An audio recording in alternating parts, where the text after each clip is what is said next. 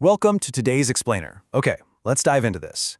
We are taking a deep dive investigation into a massive shift happening right now at fuel stations all across India, the nationwide rollout of E20 fuel.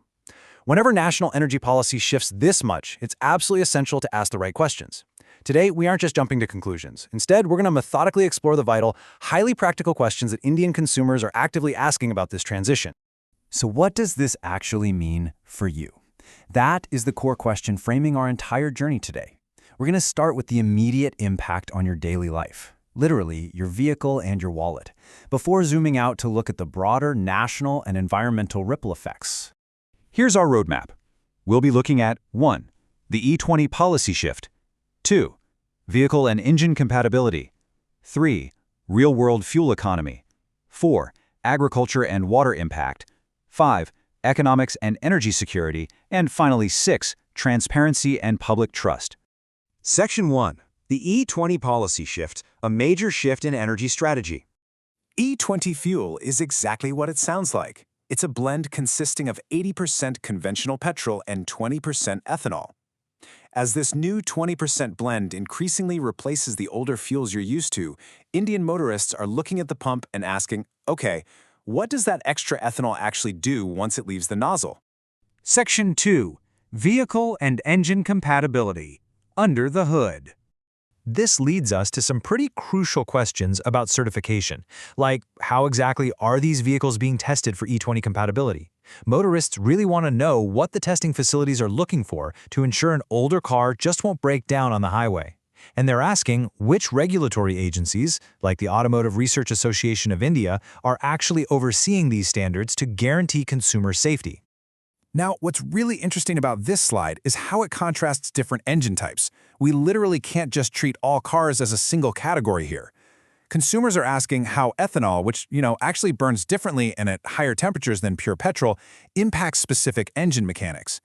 Will naturally aspirated engines face unique long-term wear? And how are the higher pressures of turbocharged engines going to handle this new blend when it comes to ongoing maintenance? Section 3. Real-world fuel economy. The mileage math.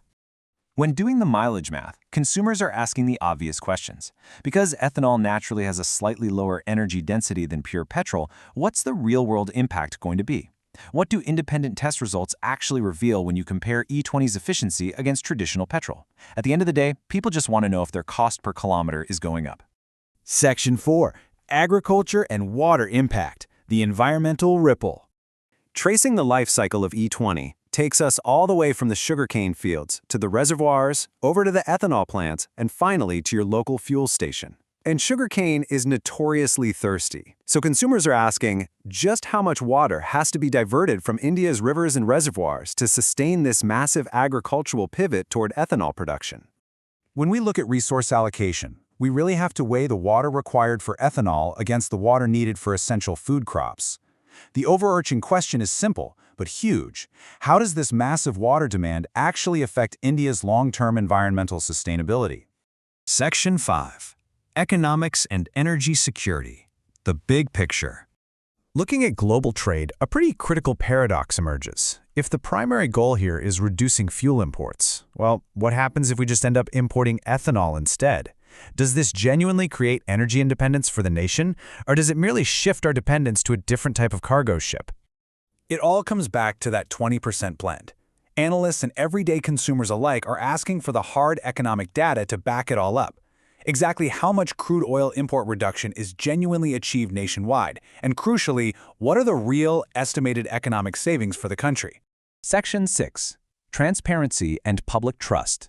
Policy and the consumer. So the crucial point is bringing this investigation to the policy process itself and how it actually serves the public. Ultimately, what direct benefits do consumers actually receive in exchange for adapting to this transition and taking on these potential new vehicle variables? And behind the scenes, what specific safeguards exist within the government to avoid conflicts of interest? We have to ask how they are maintaining absolute public trust in how this policy is executed. Energy policy affects every single citizen. Whether you drive daily or just rely on goods transported by road, this impacts you. Open discussion, transparency, and strictly evidence-based decisions aren't just criticisms. They are exactly how a society builds genuine confidence in the future of its transportation. Which leaves us with one final absolutely vital question. What does independent data actually reveal about the true impacts of E20?